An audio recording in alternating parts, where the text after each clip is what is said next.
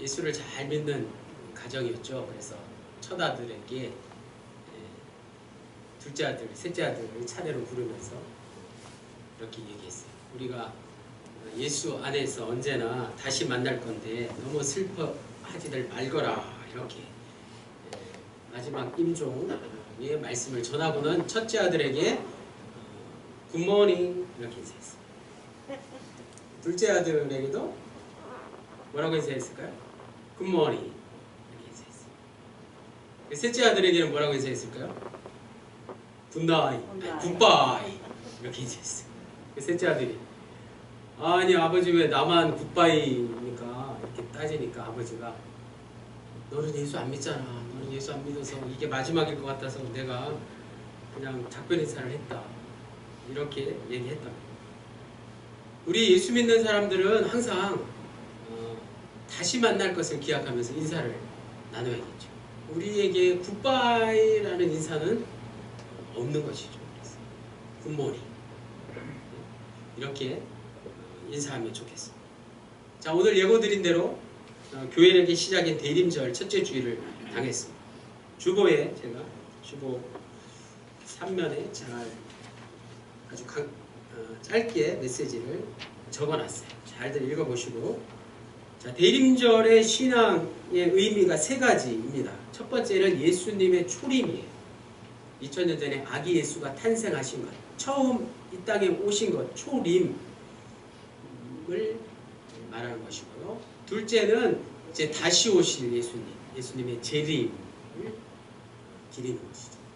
그리고 셋째가 어떻게 보면 지금 우리에게는 또 중요하지 않나요? 예수님의 현존 말입니다. 예수님의 임재를 우리가 바라면서 살아가는 것이죠. 그래서 대림절은 재림 예수님만 바라는 것도 아니고, 그렇다고 아기 예수의 탄생만을 다시 우리가 생각하는 것도 아닙니다. 현재 우리가 예수님과 어떤 관계에 있느냐, 예수님과 나와의 관계 말입니다. 예수님의 임재를 동시에 이 세 가지를, 초림과 재림과 임재 세 가지를 동시에 대림절을 통해서 경험할 수 있기를 원합니다. 이 중에서 물론 가장 핵심이 되는 것은 종말에 일어날 재림 신앙입니다. 왜냐하면 기독교의 역사가 그것을 증명하기 때문이에요. 처음부터 지금까지 예수님이 이 다음에 생명의 심판자로 우리에게 다시 오신다는 것을 우리는 지금까지 계속 믿고 그것을 소망하며 살고 있기 때문입니다. 데살로니가전서 4장 15절 말씀, 우리가 주의 말씀으로 너희에게 이것을 말하노니 주께서 강림하실 때까지 우리 살아남아 있는 자도 자는 자보다 결코 앞서지 못하리라. 이 말씀 기억하십니까? 산 자나 죽은 자나 똑같다는 말씀. 데살로니가 교인들은 예수님의 재림이 자기들 살아있을 때 일어날 것으로 생각했습니다. 그런데 예수님의 재림이 지연되고 주위의 교인들이 자꾸 죽어만 갔습니다. 불안해질 수밖에 없는 상황을 맞이한 것입니다. 그래서 사도 바울은 데살로니가 교인들에게 예수님의 재림이 늦어지고 있지만 재림이 일어나는 그 순간에는 너희가 걱정하는 그 죽어있는 사람도 지금 살아있는 사람과 차이가 없을 것이다. 그러므로 죽은 자들을 염려하며 그들로 인해서 걱정하지 말라 하고 권면하고 있습니다. 하지만 오늘을 사는 우리는 여전히 데살로니가 교인들처럼 예수님의 재림이 손에 잘 와닿지 않습니다. 잘 생각들 해보십시오. 그런 것은 현실에 잘 어울리지 않는다고 이 시대의 많은 젊은이들 그리고 현대 문명을 사는 이들은 생각하지 않겠습니까? 신앙생활에서도 막상 예수님의 재림 같은 거는 그렇게 많은 비중을 차지하지 않는다고 생각할 수 있습니다. 오히려 사회적으로 무리를 일으키는 집단들 말입니다. 이단 교회들이 주로 이런 거에 굉장히 관심이 많습니다. 오늘날 자칫 정통이라고 하는 대부분의 교회가 지향하는 바를 보면 우리는 재림을 우리가 얼마나 꺼림직하게 생각하는지를 잘 알 수 있죠. 예수님의 재림이 속히 발생한다고 실제로 믿는다면 우리가 신앙생활에서 무엇을 가장 중요하게 여기겠느냐 하는 말씀이에요. 예수님의 재림이 속히 임할 것이라면 실제로 이런 교회 건물을 높이 짓고 크게 짓고 리모델링을 하고 또 많은 사람들에게 편익을 제공하려고 하겠냐 하는 말이에요. 교회의 권력의 높은 윗자리에 올려가려고 신경 쓰겠냐 하는 말씀이에요. 예수님의 재림이 임박했다는 설교를 하지만 또 그런 기도는 하지만 그런 찬송은 찬송가에 있어서 부르지만 교회의 외적 성장에만 매달리면은 앞뒤 말이 맞지 않는다는 것입니다. 그래서 대림절을 그저 성탄절을 꾸미는 기간으로 무의미하게 여깁니다. 하지만 성경은 분명히 재림 신앙에 대해서 오늘 본문을 통해서 우리에게 말씀하고 있습니다. 뭐라고 말하고 있나요? 깨어있으라. 성경에 분명히 나와 있으니까 못 본 채 할 수도 없고 그렇다고 지성을 갖춘 현대인으로서 살아가려니까 깨어있으라는 저 말의 의미를 생각하기조차 귀찮은 그런 실정 아닐까요? 우리는 어떻게 해야겠어요? 본문 속으로 오늘 마가복음 13장 24절에서 25절 말씀을 보겠습니다. 그때의 그 환란 후 해가 어두워지며 달이 빛을 내지 아니하며 별들이 하늘에서 떨어지며 하늘에 있는 권능들이 흔들리리라. 상상해 보십시오. 이게 무슨 현상이지? 태양에서 지구까지의 거리가 약 1억 5천만 킬로미터라고 합니다. 이건 과학자들이 증명해낸 사실이에요. 1억 5천만 킬로미터. 기껏해야 우리가 뭐 한 3, 400km 가면 많이 가지 않습니까? 1억 5천만 킬로미터의 거리입니다. 광속도 3 곱하기 10의 8승 메타 1초에 빛의 속도가 그렇게 30만 킬로미터를 가는 속도죠. 그 빛의 속도로 9분을 가야지 도달할 수 있는 거리가 지구에서 태양까지의 거리입니다. 그런데 이 거리가 지구의 모든 생명 현상을 가능하게 한다는 사실을 우리 모두는 잘 알고 있습니다. 지구보다 태양에 조금 더 가까운 금성이나 지구보다 태양에서 조금 더 멀리 떨어져 있는 화성에는 생명체가 없습니다. 과학자들이 계속 탐사선을 보내도 생명 현상이 없다는 것을 지금까지 우리가 알고 있습니다. 지구는 태양으로부터 가장 적당한 거리에 놓여있기 때문에 태양빛과 열을 적당하게 받아들여서 우리 은하계에서 가장 생명 현상이 활발하고 유일한 행성이라고 과학자들은 말합니다. 혹시 모르죠. 또 다른 생명 현상이 어디인가 있을지 말입니다.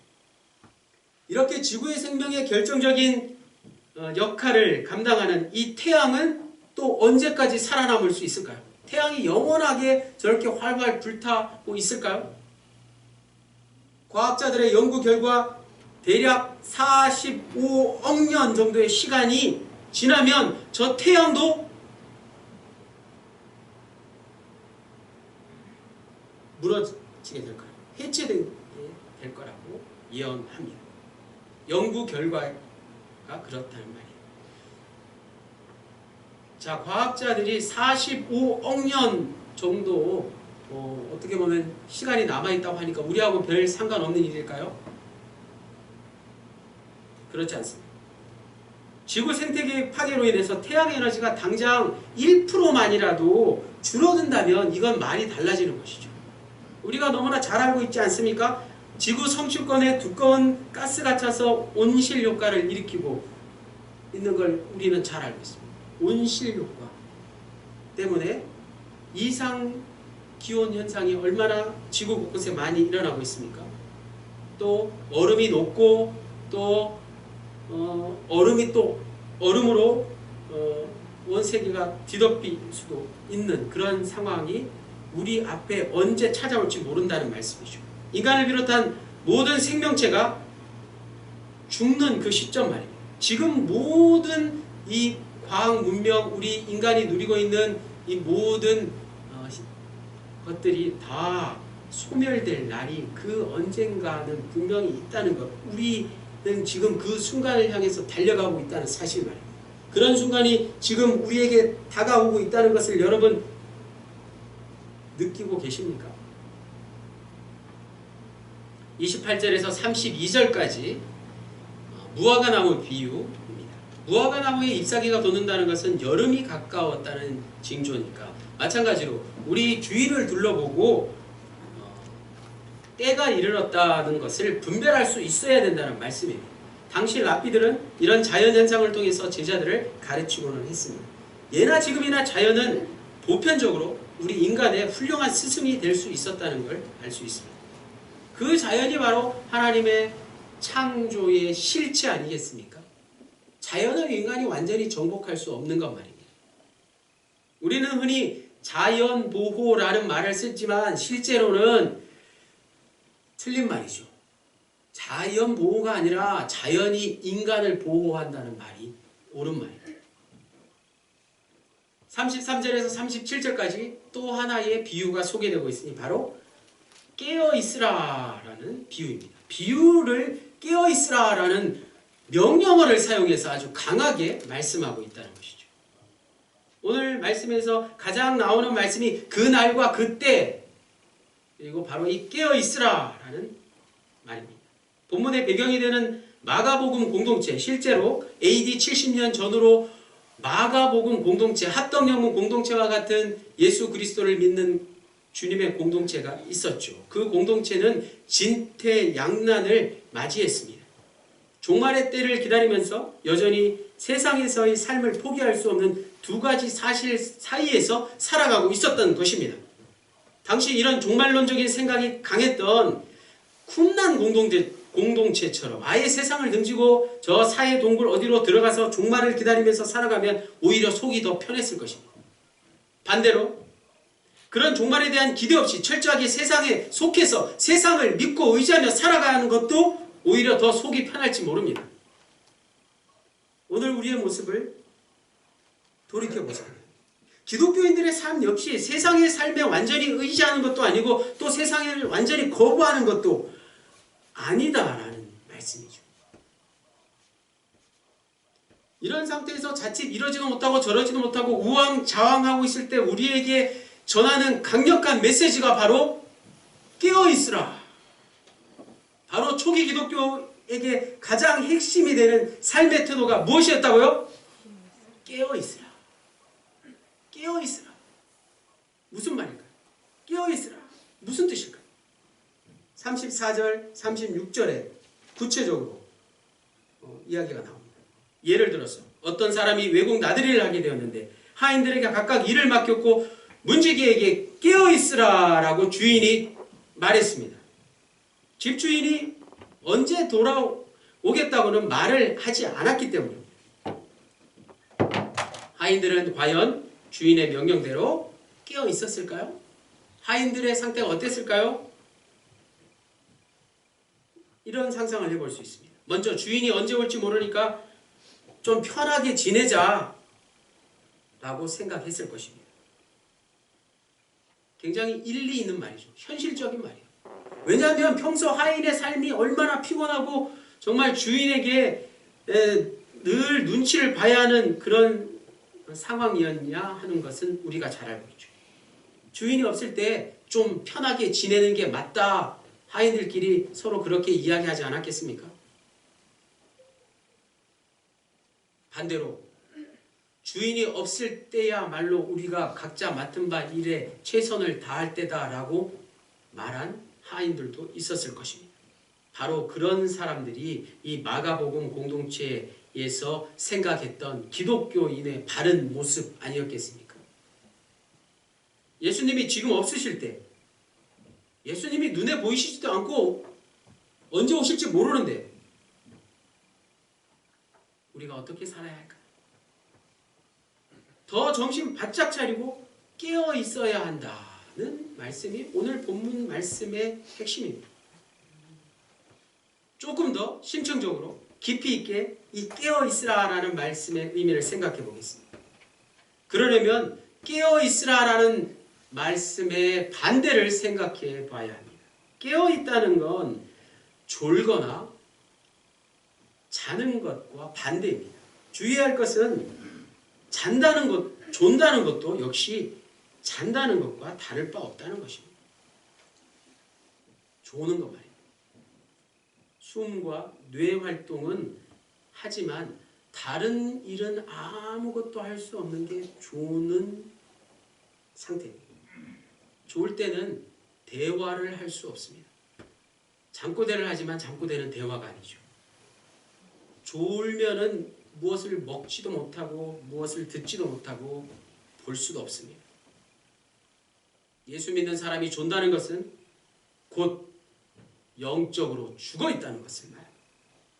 많은 사람들이 영적으로 죽어 있다는 사실을 스스로 인정하지 않습니다. 돈 잘 벌어서 잘 먹고 잘 살면 살아있다고 생각합니다. 과연 그럴까요? 대부분의 사람들, 특히 교회에 다니는 사람들도 이걸 자연스러운 인생이라고 생각합니다. 그러나 기독교의 신앙은 그런 것에 매달리지 않습니다. 그런 삶을 졸면서 숨을 쉬고 꿈을 꾸는 것과 같다고 생각하는 게 기독교의 신앙입니다. 실제로 살아있다는 것은 거기에 머물지 않고 하나님과 함께 하는 것. 그게 진정으로 기독교인이 말하는, 기독교의 신앙에서 말하는 깨어있는 것입니다. 하나님과 함께 하는 것, 그것이 바로 깨어있는 삶이라는 말씀입니다. 하나님과 함께 하는 것은 오늘 말씀에서 계속 반복되는 그날과 그때에 영혼을 집중하는, 즉 그 사이에서 긴장감을 유지하는 삶의 태도를 말합니다. 초기 기독교인들은 실제로 예수님이 곧 당장 내일이라도 다시 오신다고 생각하면서 하루하루를 살았습니다. 세월이 흘러도 예수님이 다시 오시지 않았지만 그들은 영적인 긴장감을 언제나 놓치지 않고 살았다는 사실입니다. 그래서 그들에게 주인은 다시 말해서 그들의 모습을 통해서 오늘 우리에게 주님은 영적인 감각이 무너진 자가 어떻게 살아야 할지를 반복해서 깨어있으라고 말씀해 주고 계십니다. 그날과 그때를 기억하면서 사는 게 우리의 삶의 실제 모습과 어떤 관계가 있을까요? 우리가 교회 생활을 하는 것을 생각해 보면 신앙의 모습이 매우 일상적인 것과 구별되지 않는다는 것입니다. 주일 예배에 참석하고 또 가능하면 주중 예배에도 참석하고 주일학교, 교사로 봉사, 찬양대 봉사와 또 여러 가지 교회 봉사와 사회 봉사를 많이 하지만 그것이 일상에 머무르면 진정 깨어있다고 말할 수 있을까 하는 말씀입니다. 물론 거기에는 담임사관과 같은 전문 사역자도 해당됩니다. 이렇게 예배를 예배답게 드리려고 최선을 다하고 교인들의 친교를 위해서 노력하고 또 교회가 세상에서 감당해야 할 일을 위해서 계속 고민하면서 사역합니다. 하지만 이런 것들은 사회생활에서 볼 수 있는 사업처에서 우리가 어떤 노력을 하는 것, 그런 일상의 과부하와 전혀 다를 바 없다는 것입니다. 일상에 파묻혀 사는 우리의 모습을 돌이켜보면 직장을 다니거나 사업을 하거나 교회 일을 하거나 별반 차이가 없다는 것을 우리는 오늘 깨어있으라 라는 말씀의 의미를 통해서 아주 심각하게 한번 생각해 봐야 된다는 말씀.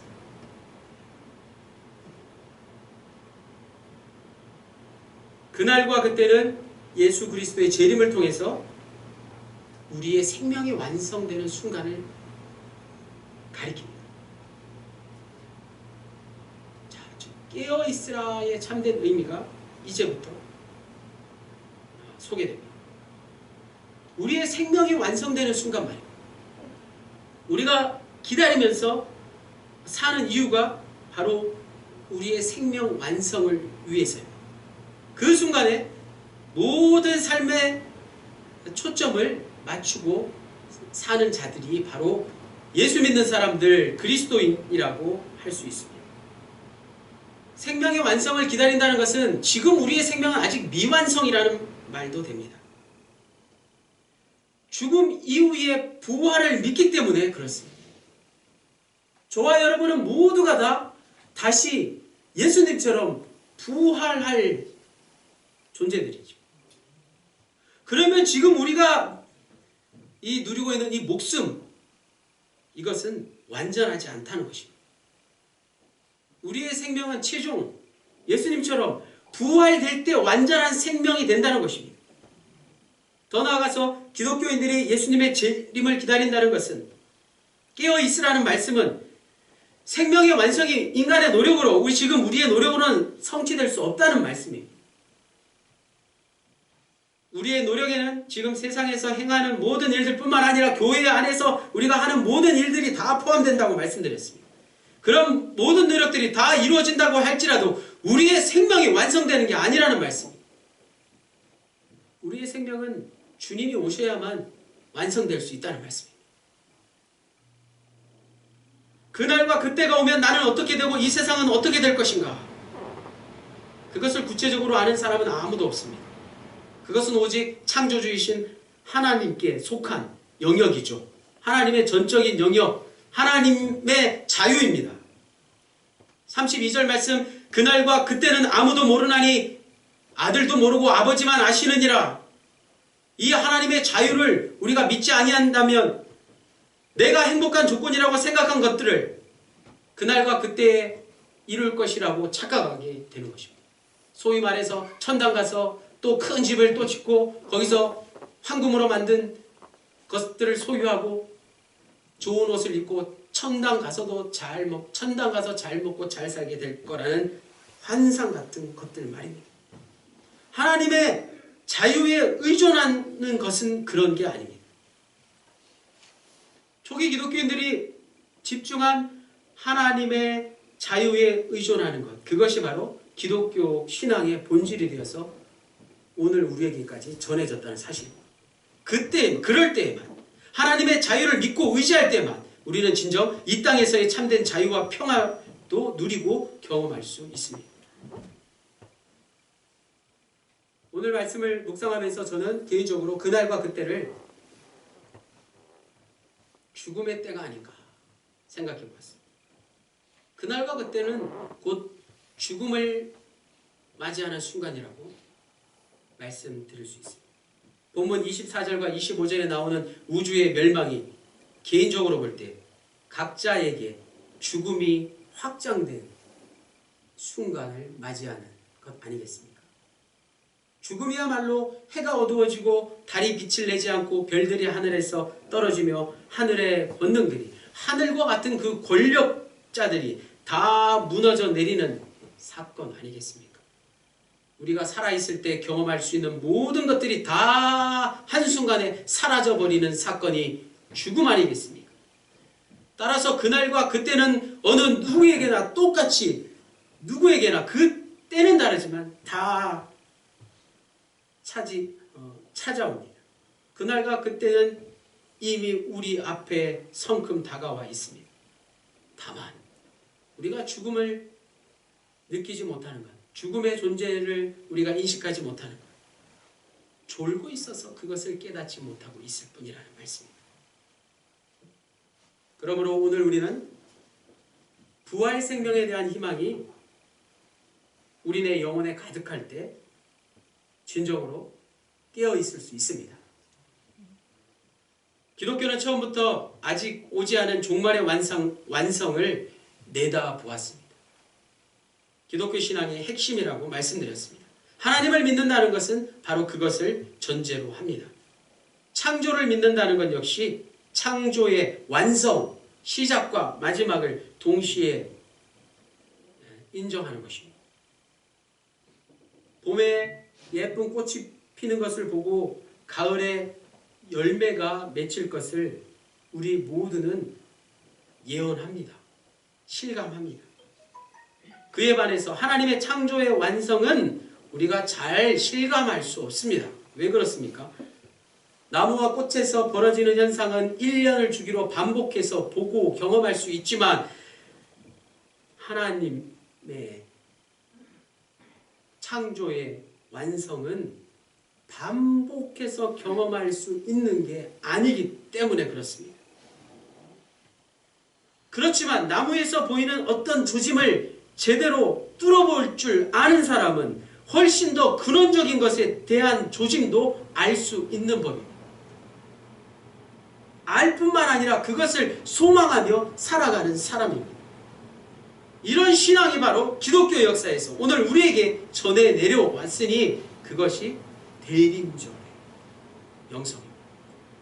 기독교의 종말신앙, 즉 재림신앙이 가장 확실한 것이라고 보기 때문에 저는 그것을 기대하며 오늘을 살아갑니다.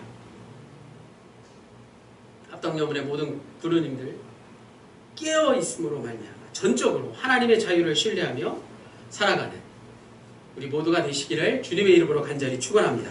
아멘. 하나님 감사합니다. 하나님께서 2000년 전 예수 그리스도를 이 세상에 보내주셨습니다. 그는 십자가와 부활을 통해서 우리의 미래가 되셨습니다.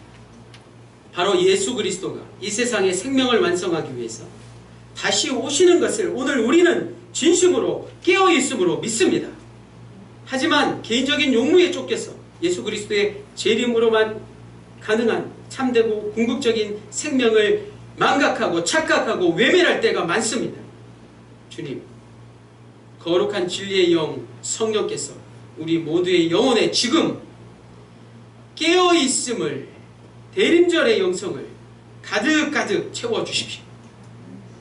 그 성령의 임재로 말미암아 우리는 늘 깨어서 새벽을 기다리는 파수꾼처럼 이 세상을 승리하며 살아갈 수 있기 원합니다. 우리 모두의 미래가 되시는 예수 그리스도의 이름으로 기도하였습니다.